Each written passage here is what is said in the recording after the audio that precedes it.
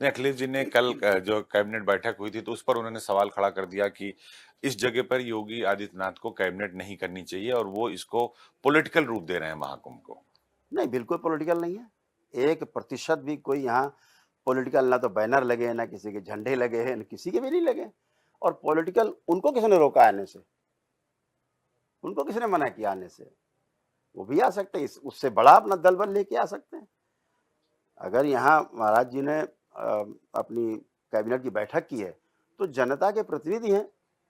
इतनी बड़ी जनता जहाँ एक साथ इकट्ठी करोड़ों के रूप में, उनके बीच में अगर वो जनता के की जो समस्याएं हैं उनके बीच में बैठ करके विचार विमर्श कर रहे हैं, तो इससे ज्यादा शुभ बात हो क्या सकती है? तो सबसे अच्छी बात है। लेकिन अखिलेश यादव ने लगातार ट्वीट पर ट्वीट कर डाले कि उनकी जो है मन को जो है गंगा जी में पवित्र कर हो जाए, उनका मन ठीक हो जाए और वो धर्म के काम में व्यवधान डालें। बहुत सारी बातें कैबिनेट को लेकर उन्होंने लिख दी और कहा कि यहाँ नहीं होना चाहिए और खुद नहाने नहीं आ रहे, खुद राम मंदिर नहीं जा रहे हैं।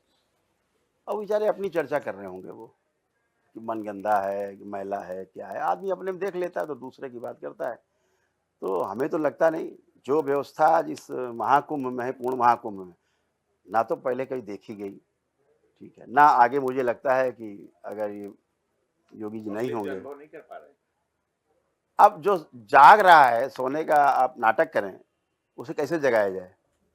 नहीं, वो जनेऊ तो पहनते हैं, जाके हरिद्वार में नहाते हैं, लेकिन राम मंदिर नहीं जाते। महाकुंभ में त्रिवेणी में डुबकी लगाने में उन्हें समस्या है। उन्हें पता नहीं है, सब आकर के यही मिल रहा है। सब कुछ एक ही जैसा है। वो त्रिवेणी में नहाएं, चाहे हरिद्वार में नहाएं, चाहे गंगोत्री में नहा लें, चाहे और आगे चले जाए, बनारस घाट पे चले जाएं। देखिए, धार्मिक हैं वो, बस केवल छुपा रहे हैं राजनीतिक वोटों की उसमें, और कुछ नहीं मुझे लगता है इसके अलावा। क्योंकि वो धार्मिक हैं, क्योंकि चाहे घर में कोई कार्यक्रम हो तो हवन होते हैं, चाहे भूमि पूजन हो तो हवन होगा, शिलान्यास होगा तो हवन होगा, चाहे अपने घर परिवार में कोई 13वीं वर्षी हो तो हवन होगा, तमाम प्रकार के अनुष्ठान होंगे, करते ही हैं। लेकिन तो धार्मिक आयोजनों का हिस्सा नहीं बनते वो। देखिए, अयोध्या में प्राण प्रतिष्ठा हुआ राम मंदिर का, तो वहां पर नहीं गए।